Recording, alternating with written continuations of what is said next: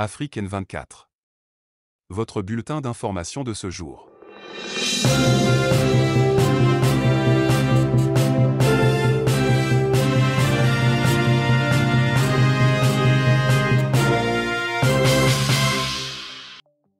Togo Savane. Attaque terroriste ce 2 janvier 2023 dans la région des Savanes au nord du Togo. Selon plusieurs sources près les FDS, ce 2 janvier 2023, au matin et sur l'axe Tiwoli-Lalabiga, une patrouille des FDS est tombée dans une attaque complexe terroriste, attaque à l'IED suivie d'assaut. La réaction a été vigoureuse. Mais à Tiwoli nous déplorons 3 soldats tombés et un blessé évacué et pris en charge à Dapaon, a déclaré cette source au sein des FDS. Selon une autre source, l'attaque a eu lieu mais cette source parle de 6 soldats tombés, plusieurs blessés et des portés disparus. Il s'agissait des hommes armés terroristes probablement du groupe JNIM qui ont mené cette violente attaque contre une position de l'armée dans la région des Savanes. Il faut noter que depuis plusieurs jours des activistes informent les Togolais sur les attaques terroristes au nord du Togo. Mais malgré tous ces morts au sein de l'armée, le gouvernement observe un silence assourdissant. Face à ce mutisme, les spéculations vont bon train et plusieurs observateurs appellent à la vigilance maximale de la population. Togo. Revalorisation du SMIG et du SMAG au Togo, réel virage social ou simple mirage électoral. En application des recommandations d'un accord intervenu, ce 30 décembre 2022, entre les centrales syndicales et les organisations patronales du Togo, le ministre de la Fonction publique, du Travail et du Dialogue social a pris un arrêté le 31 décembre portant le SMIG, le salaire minimum interprofessionnel garanti, et le SMAG, salaire minimum agricole garanti, de 35 000 francs CFA à 52 500 francs CFA, soit une augmentation de 50%, 17 500 francs CFA par mois sur toute l'étendue du territoire national, et pour toutes les branches d'activité économique à compter du 1er janvier 2023, indique un arrêté du ministre de la Fonction publique, du Travail et du Dialogue social Gilbert Bawara. Sont abrogées toutes dispositions antérieures contraires. Le directeur général du Travail est chargé de l'application du présent arrêté, qui sera publié au journal officiel de la République togolaise, précise l'arrêté dont Afrique N24 a obtenu copie. Cette décision fait suite à la proposition faite le 31 décembre dernier au gouvernement par les responsables des 7 centrales syndicales, le Conseil national du patronat, CNP, l'Association des grandes entreprises du Togo, AGE, et la Chambre de commerce et d'industrie Togo, SI. Pour rappel, le SMIG est un salaire horaire minimum qui impose aux employeurs un plancher en dessous duquel le taux horaire salarial ne peut tomber. Le SMIG est fixé par le pouvoir exécutif, gouvernement, après un accord ou des consultations avec les syndicats des travailleurs et les organisations des employeurs. Bloqué à 35 000 francs CFA depuis une dizaine d'années, 2012, le SMIG au Togo occupait le 13e rang parmi ceux des 18 pays d'Afrique francophone. Gabon, 80 000 francs CFA, 2006. Côte d'Ivoire, 60 000 francs CFA, 2014. Tchad, 60 000 francs CFA, 2011. Sénégal, 47 000 francs CFA, 1996. Bénin, 40 000 francs CFA, 2014.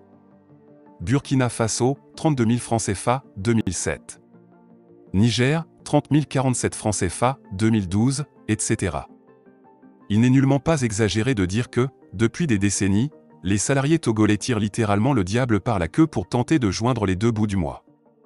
Toutefois, avec l'arrêté pris par le ministre de la Fonction publique au dernier jour de l'an 2022, les salariés togolais vont-ils, enfin, pouvoir s'offrir, au moins, un repas équilibré par jour. Les salariés togolais des secteurs publics et privés, qui subissent de plein fouet les conséquences de l'inflation, hausse généralisée des prix des biens de première nécessité, et de la récession économique mondiale, vont-ils voir leur rémunération mensuelle augmenter automatiquement grâce à cette revalorisation ? Cette annonce de revalorisation du SMIG faite à la veille des élections régionales et législatives, prévues au Togo en 2023, risque-t-elle de connaître le même sort tragique réservé généralement aux promesses électorales ?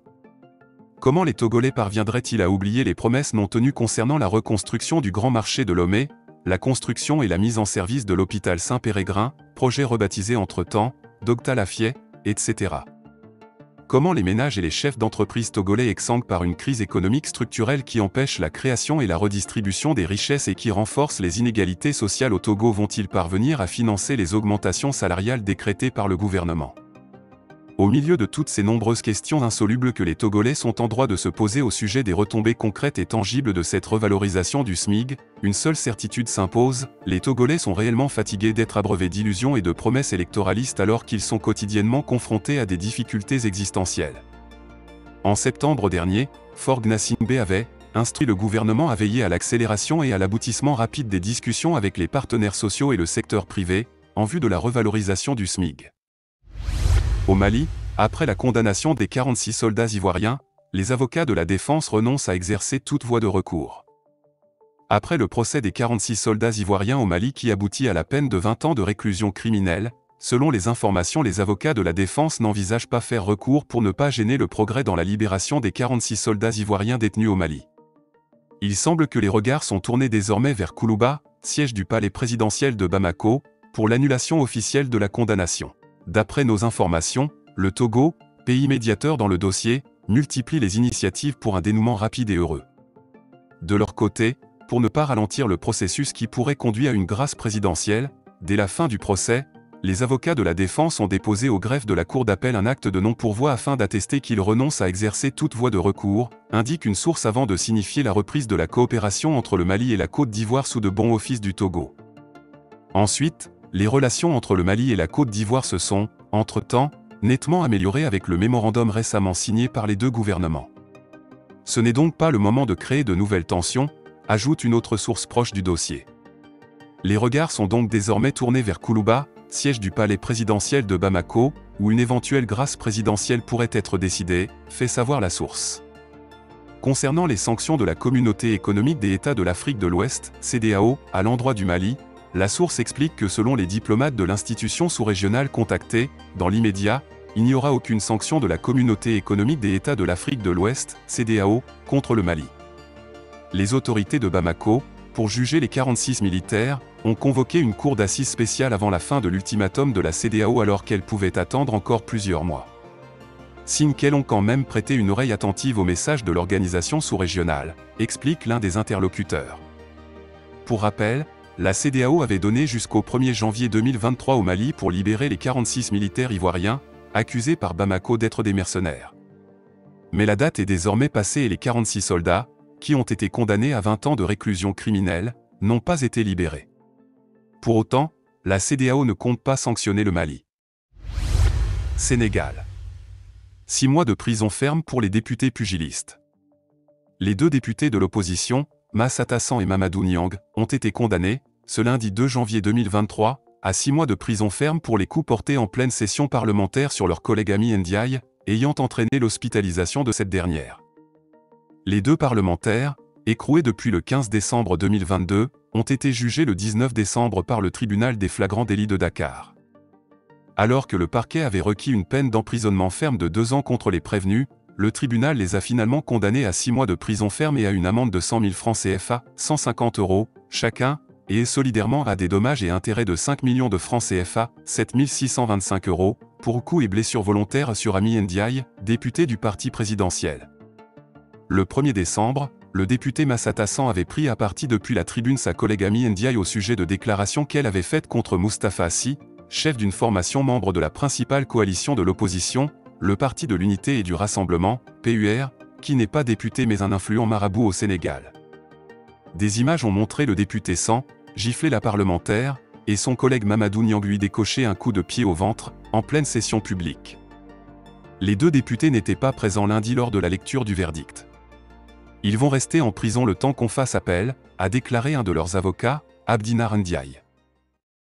Vous êtes de plus en plus nombreux à nous suivre sur Afrique N24, et vraiment nous tenions à vous en remercier. Nous lisons tous vos commentaires qui enrichissent le débat et vraiment nous vous demandons de nous soutenir pour continuer à avoir cette ligne éditoriale indépendante, et vous proposer des émissions toujours de plus en plus enrichissantes. Merci et à bientôt. Likez la vidéo si ce n'est pas déjà fait. Laissez aussi votre point de vue en commentaire. Abonnez-vous et cliquez aussi sur la petite cloche de notification pour ne rien rater de nos prochaines vidéos. N'oubliez pas de partager aussi la vidéo et de la liker.